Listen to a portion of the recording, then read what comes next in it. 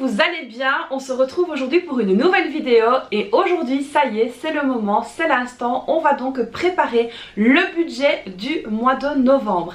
Alors j'ai donc préparé la nouvelle feuille de budget pour la remplir avec vous, comme ça je pourrai donc répondre aux différentes questions qu'on m'a déjà posées, que ce soit sur le groupe ou en message privé. Comme ça vous aurez aussi un petit peu plus d'infos sur la manière de remplir cette nouvelle feuille budget. Alors sans plus tarder, on va donc se pencher sur le bureau et on va donc remplir le budget du mois de novembre ensemble. Allez, c'est parti, let's go, on y va. Donc voici ici la nouvelle feuille de budget, alors qui a amené quand même assez bien de personnes à commander le nouveau budget, d'ailleurs je vous en remercie, et aussi ça a amené pas mal de questions. Donc ici je vais essayer de répondre à un maximum de questions qu'on m'a posées, donc écoutez bien la vidéo si vous voulez en savoir plus sur justement comment remplir ce budget.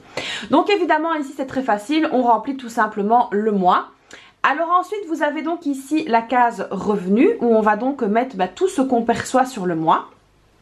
Ici vous avez la case charge fixe. Alors comme vous l'avez très certainement remarqué, il n'y a plus de case crédit dette. Pourquoi? Tout simplement parce que ce qui était crédit dette, en fait parfois les personnes se trompaient dans les charges fixes. Un loyer, est-ce que c'est un crédit, une dette? Est-ce que c'est une charge fixe? Donc voilà, c'est un petit peu la question. Alors du coup ici pour faciliter la tâche, on viendra mettre tout ça dans charge fixe. Donc par exemple si vous avez un crédit pour une maison, vous venez donc tout simplement mettre maison et le montant. Si par exemple vous avez des échelonnements de factures, si vous n'avez pas payé certaines factures que vous avez demandé un plan d'appurement, vous n'allez tout simplement pas noter facture par facture. Vous allez venir regrouper ça et faire un poste qu'on appellera donc échelonnement. Donc ça peut être par exemple, je sais pas moi, si vous n'avez pas payé une facture d'hôpital, une facture d'internet, vous regroupez donc les deux ensemble et vous mettrez tout simplement échelonnement. Alors ensuite évidemment dans le budget pour tous, il y a donc une page que je vous montrerai sur laquelle vous allez donc pouvoir noter ces factures. Donc ici c'est vraiment très important de venir noter tout ça dans les charges fixes. Alors par charge fixe on entend quoi? Électricité, gaz, assurance. Alors ça aussi les assurances, on m'a posé quand même beaucoup la question en me disant oui mais j'ai pas assez de cases alors que moi déjà j'ai 4 assurances. En fait vous n'allez pas noter assurance par assurance, vous notez tout simplement assurance et vous regroupez le montant des 4 assurances. Alors pour certains ça peut paraître un petit peu stressant de faire comme ça.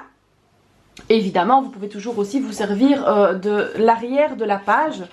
J'ai une petite crasse, de l'arrière de la page si vous le souhaitez, mais ici il faut vraiment qu'au niveau du budget ce soit le plus clair et le plus facile à lire. Donc ici c'est vrai que si vous avez plusieurs postes d'assurance, les regrouper est quand même assez intéressant pour voir ce que vous payez comme assurance. Le montant je veux dire, donc ça c'est vraiment important à regrouper. Moi en tout cas c'est ce que j'ai fait et ça fonctionne quand même pas mal. Alors évidemment si vous payez par exemple le gaz et l'électricité, là vous notez tout simplement gaz et électricité si ce sont deux factures différentes. Évidemment si c'est une seule facture vous mettez gaz et électricité et vous avez le montant global.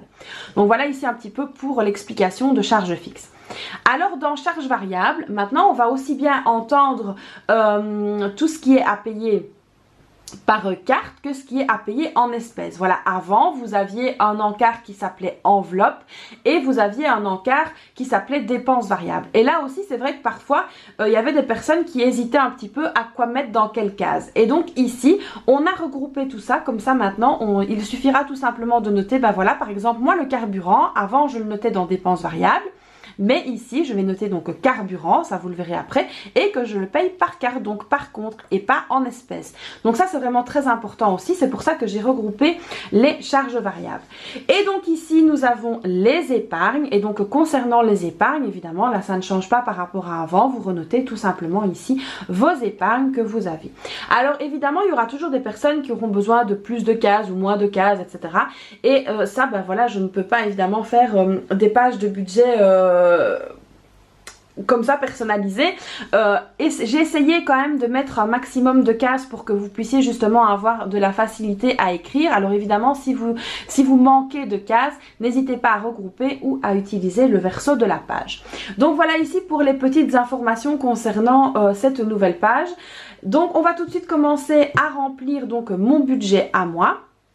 Alors comme d'habitude, vous savez que les revenus, je ne les note pas. Alors ça aussi, on me repose quand même assez bien la question en me disant oui mais Christelle, tu notes pas tes revenus et donc on s'y perd. Alors il n'y a pas de raison de s'y perdre. Ici, le plus important pour vous, c'est de voir un petit peu mes charges fixes, les charges variables, les épargnes et de voir un petit peu comment je m'en sors à ce niveau-là. Donc ça, c'est pour moi le plus important. Donc il y a des choses que volontairement, je ne vous montre pas. Et ça, c'est donc en accord avec mon mari parce qu'évidemment, on vit à deux et que je ne suis pas toute seule. Alors, le budget que vous voyez ici, que je vous présente donc en vidéo, c'est mon budget à moi. Ce n'est pas le budget de mon mari. Donc ça, je souhaitais vraiment aussi remettre l'accent là-dessus. Alors, pourquoi? Parce que mon mari, donc lui, a une autre gestion et qu'on a changé notre manière de gérer et on s'en sort beaucoup mieux. Donc lui, il a ses petites enveloppes, il a ses choses à payer, etc. Et donc, on a trouvé, je vais dire, notre rythme de croisière comme ça et on s'en sort beaucoup mieux. Donc là, c'est parti. On va donc venir remplir la feuille. Alors évidemment, je vais vous approcher des cases pour que vous puissiez bien voir. Donc ici, ce sera le budget du mois de novembre. Donc le temps passe très vite et donc ici, on est déjà prêt pour novembre. Donc là, c'est parti. Je vous approche. Donc ici, on est sur les charges fixes. Alors ici, on a l'électricité, donc pour ma part. L'électricité, c'est donc 50 €.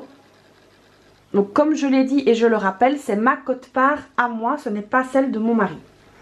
Le gaz, 50 € aussi. Alors, ça a augmenté par rapport aux autres vidéos. Pourquoi? En fait, tout simplement parce qu'on a dû en fait repayer du gaz, je pense. Oui, du gaz.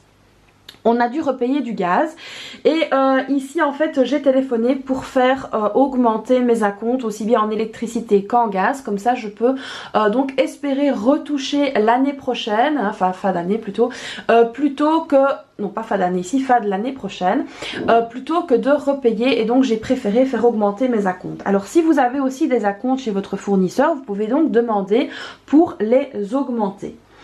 Alors ensuite... on va avoir, donc c'est ça que je vous disais tout à l'heure, les assurances. Donc ici, moi, je regroupe les assurances. Je ne détaille pas assurance par assurance. Donc ici, au niveau des assurances, 75 €. Ensuite, le téléphone portable, 30 €. Ensuite, on a un poste que j'appelle le poste facture. Alors, qu'est-ce que c'est le poste facture? En fait, le poste facture, ben moi il m'arrive, vous le savez, d'aller donc à l'hôpital et l'hôpital met toujours très très longtemps avant d'envoyer les factures parce que ça passe par la mutuelle, il y a la quote-part de la mutuelle, etc. Et donc du coup, je préfère avoir un petit poste facture, comme ça moi dès que les factures arrivent, je paye la facture, après j'envoie l'assurance hospitalisation qui regroupe tout ce qui est pour la maladie grave et donc du coup, eux en fait me remboursent après. Mais si j'attends d'être remboursée par l'assurance pour payer la facture, ça me met dans les ennuis. Donc je préfère avoir un poste facture, payer la facture, me faire rembourser après. Mais bon, ça j'ai envie de dire, c'est de la popote interne, c'est vraiment mon organisation à moi. Alors ici, la mutuelle. Donc la mutuelle, je paye la mienne et celle des filles. Donc je paye pour nous trois, mon mari paye la sienne. Et donc ici, j'ai 31,50 € à payer. Et ça en fait, la mutuelle, c'est pour 3 mois. C'est pas par mois, c'est pour 3 mois. Ensuite, j'ai l'eau. Et là l'eau en fait c'est par mois maintenant, donc on a augmenté au niveau de l'eau, pareil que pour le gaz et l'électricité, j'ai demandé pour augmenter les acomptes au niveau de l'eau. Ensuite on a l'assurance hospitalisation que je vais devoir repayer. Alors ici, pourquoi est-ce que j'ai noté hospitalisation et assurance et que je ne les ai pas mis ensemble alors que c'était une assurance? Tout simplement parce que pour moi ça doit être assez précis parce que ça vient de la provision de charge. Et donc ici, ces assurances-là, c'est ce que je paye mensuellement parlant, donc c'est ce que je paye tous les mois. Or que celle-là, c'est par 3 mois. Ensuite, j'ai tout ce qui est pack internet à la maison. Donc j'ai également un fixe à la maison, un téléphone fixe et donc ici 42 €. Alors donc si vous avez la provision de charge à venir ajouter ici, vous pouvez donc ici noter provision de charge et l'ajouter. Donc moi ici la provision elle était largement suffisante et donc je ne la refais plus pour le moment, mais on la remettra au goût du jour pour la nouvelle année. Donc ça c'est vraiment hyper important. Alors au niveau des dépenses fixes, alors quand vous voyez ici totaux, donc c'est le total de chaque colonne. Vous voyez que la colonne ici est séparée en deux. Ici le total des charges fixes, c'est le total des deux cases. Donc ici nous on a que par compte, on n'a rien en espèces. Et donc nous sommes à 523,50 en espérant que je ne me sois pas trompée, normalement non. Donc voilà. Ensuite on continue. Alors donc ici évidemment vous allez venir faire le total de vos revenus et noter le total des charges fixes. Ensuite on continue. Alors je vais monter un petit peu ici. On en est là aux charges variables. Alors, les charges variables, comme je l'ai expliqué tout à l'heure, c'est les enveloppes et les dépenses variables. Donc, au niveau des enveloppes, moi ici, j'ai courses. Alors, que j'ai augmenté un petit peu pour le mois prochain. On va mettre 400 € en espèces.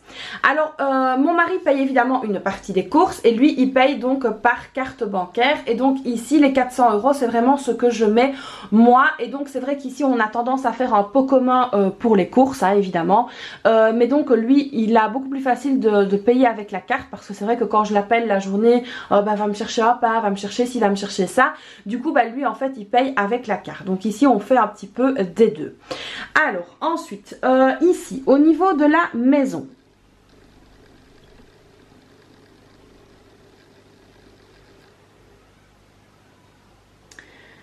je vais donc refaire une enveloppe maison et je vais mettre 30 €.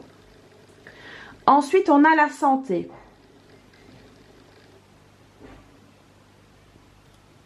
La santé, on est à 50 €. Ensuite la beauté.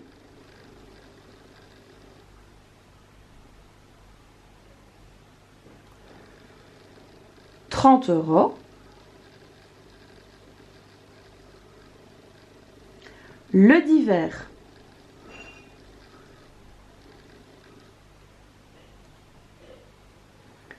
€50.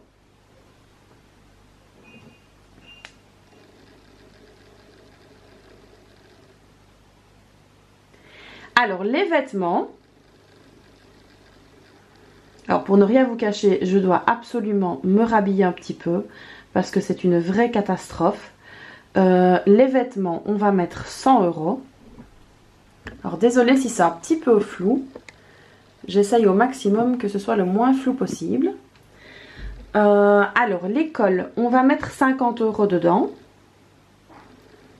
Donc tout en sachant que mes filles ne veulent plus aller à la cantine. Mais bon, on va quand même... il y a quand même des petites dépenses à faire au niveau de l'école. Et au niveau des sorties, alors les dépenses au niveau de l'école c'est quoi? C'est il y a une action bonhomme de pâtes, il y a une action de pâtes, il y a des actions différentes un petit peu pour soulager l'école. Et donc c'est vrai que quand on doit acheter ces choses là, c'est vrai que c'est bien d'avoir l'enveloppe école.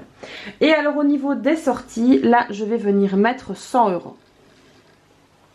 Voilà. Alors, donc, au niveau ici des dépenses enveloppe en espèces, nous sommes à 810 €. Voilà.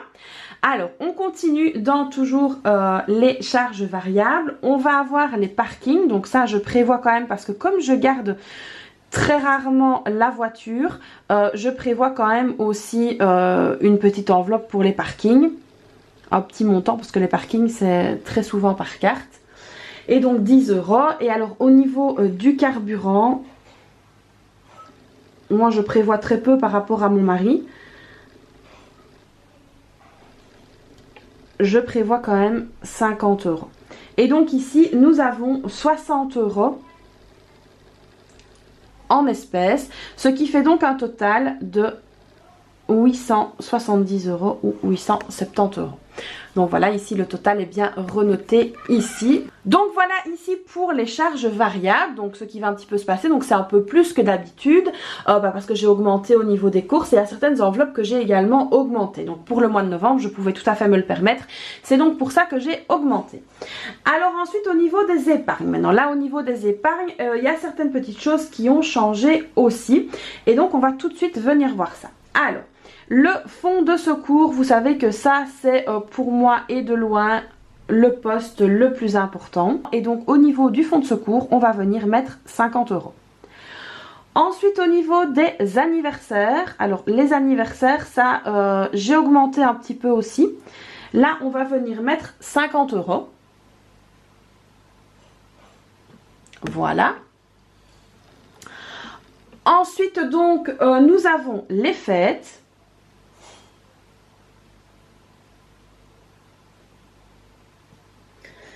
Les fêtes, 50 €.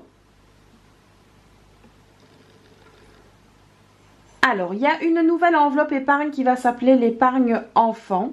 Alors, l'épargne enfant, qu'est-ce que c'est? Ça va donc être... si par exemple, moi ça va être le cas, les filles vont donc partir en classe verte, donc j'ai fait une épargne pour elles, donc ici 70 €. À savoir que quand elles vont partir ici en classe verte, classe de dépaysement avec l'école, il va falloir acheter des vêtements, il va falloir acheter des valises, il va falloir acheter quand même pas mal de choses et donc du coup je me suis dit que faire une épargne entre guillemets enfant, ça pourrait être pas mal parce que ce qu'il faut savoir c'est que maintenant l'école a décidé de partir toutes les années avec les enfants et donc il y a également aussi la sortie de fin d'année où les filles donc vont chaque année et donc c'est vrai que c'est pas mal d'avoir cette épargne enfant. Alors les filles vont donc aussi partir à un autre endroit, ça je vous en dirai plus et là aussi je prévois d'avoir des sous pour elles. Alors ensuite on va avoir la voiture. Alors là, l'épargne voiture, c'est donc pour tout ce qui est entretien, changement de pneus, etc. qui est très très important à ne pas négliger. Donc ici 30 €. La petite épargne animaux, donc comme je l'avais déjà expliqué, moi je n'ai pas pris de mutuelle ni pour Bagheera ni pour Clochette et donc du coup on s'est dit qu'on allait constituer en fait une épargne, donc mon mari fait une de son côté et moi une du mien et en fait on s'est dit qu'on allait constituer une épargne pour eux si on devait aller chez le vétérinaire. Donc on préfère faire comme ça que de payer une mutuelle avec laquelle parfois on n'est même pas remboursé et qui ne vaut pas la peine. Donc du coup je préfère faire une épargne comme ça pour eux. Alors ensuite on va avoir aussi l'enveloppe des vacances. Alors au niveau des vacances, là je vais venir mettre 150 €. Alors pour les vacances on a également une épargne, ça qu'on fait tous les deux sur un compte, mais aussi je souhaite ajouter de l'argent comme ceci dedans. Ensuite on va remettre en place l'enveloppe excursion, donc qui est pour moi très très importante parce que là on s'est vraiment rendu compte qu'on aimait sortir avec les filles ici pendant les vacances, faire des parcs, etc. Et je pense qu'il faut vraiment prévoir ce genre de choses. Donc ici voilà 50 €. Alors ici donc nous sommes à un total des enveloppes. Donc voilà, on est à un total de 500 € au niveau des épargnes. Donc ici, au niveau des charges fixes, donc voilà, j'ai noté les charges fixes. Ensuite, au niveau des charges variables, bien faire la distinction donc entre ce qu'on met en espèces et ce qu'on met sur le compte. Et donc ici, j'arrive donc moi à un total de 870 €, donc 810 en espèces et 60 € sur le compte. Et ici, au niveau des épargnes, j'arrive donc à un total de 500 € à dispatcher dans les différentes épargnes. Donc voilà ici pour mon budget du mois de novembre qui est quand même très bien ficelé. Donc là je suis contente. Donc ici le mois de novembre chez nous est un bon mois et le mois de décembre aussi. Donc voilà ici pour le budget de novembre. Et donc les amis, voilà pour le budget du mois de novembre. Alors ce qu'il faut savoir c'est que moi je prépare donc mon budget assez à l'avance pour le nouveau mois à venir. Donc je le prépare et après je le refais ici avec vous. Mais c'est vraiment très très important de se pencher sur son budget tous les mois. Alors j'insiste bien parce que là j'ai encore vu récemment passer quelque chose où la personne disait ah oui mais moi je recopie directement pour le mois d'après. Alors attention, non non non, parce qu'il y a des mois qui sont différents que d'autres. Alors il faut vraiment faire très attention. Voilà, par exemple moi ici j'ai l'assurance hospitalisation qui tombe. Alors c'est une assurance qu'on paye pour 3 mois et donc du coup il faut que j'adapte. Alors comme ici je vous l'ai expliqué, j'ai adapté les montants pour l'eau, le gaz et l'électricité et donc du coup ce n'est pas la même chose que le mois dernier. J'ai donc préféré augmenter mes acomptes plutôt que de me retrouver un petit peu dans les ennuis et du coup en augmentant les acomptes je suis quasiment sûre de retoucher l'année prochaine plutôt que de devoir repayer. Donc c'est vraiment pour ça que je dis il ne faut pas recopier bêtement, il faut vraiment que vous imprégniez votre budget. Ça peut paraître bizarre mais que vous l'imprégnez dans votre cerveau pour justement être à l'aise quand le mois arrivera et pour ne pas être stressé. Donc ça c'est vraiment très important à faire, donc c'est pour ça que je souligne toujours le fait qu'il est important de faire son budget tous les mois. D'ailleurs comme vous pouvez le voir j'ai augmenté certaines catégories par rapport au mois dernier parce que tout simplement il y a l'inflation etc et que ce mois-ci je peux me le permettre. Peut-être que le mois prochain je ne pourrai pas me le permettre et que je mettrai moins dans les enveloppes, donc d'un mois à l'autre ça peut tout à fait changer. Donc voilà ici les amis pour cette prévision du budget du mois de novembre. Donc le budget est déjà donc prêt. Alors donc nous on va commencer à toucher très vite, hein. Vendredi on va toucher et puis après ce sera lundi. Donc voilà ça va arriver quand même assez vite. On est déjà fin octobre, le mois de novembre arrive, donc il est vraiment temps si vous ne l'avez pas encore fait de vous pencher sur votre budget du mois de novembre. Donc voilà, j'espère que cette nouvelle vidéo vous aura plu. Alors comme d'habitude n'hésitez pas à liker la vidéo pour me donner plein de force, à vous abonner à la chaîne si ce n'est pas déjà fait et à activer la petite cloche et puis à me laisser un petit commentaire si vous avez des questions ou tout simplement pour me mettre un petit cœur, une petite fleur, ce que vous voulez pour me montrer que vous êtes passé sur ma vidéo. Donc voilà moi les amis, je vous fais plein de bisous et je vous dis à très vite pour une prochaine vidéo. Bye bye.